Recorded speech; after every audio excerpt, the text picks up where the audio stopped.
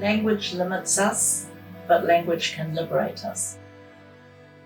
I think my hope is that it reaches people and becomes a vehicle to address trauma in children, but also for whānau to feel, they can do something about this in a child, that they've got the agency and the power to do it.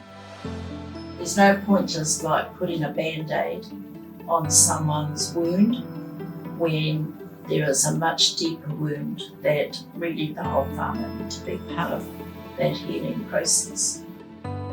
I want dads to feel that they can be vulnerable but also be creative and responsive. I want mamas to feel that. I want, grandparents to feel affirmed in the important role they play, and communities to see that they can support a child. To me, it is about believing in ourselves.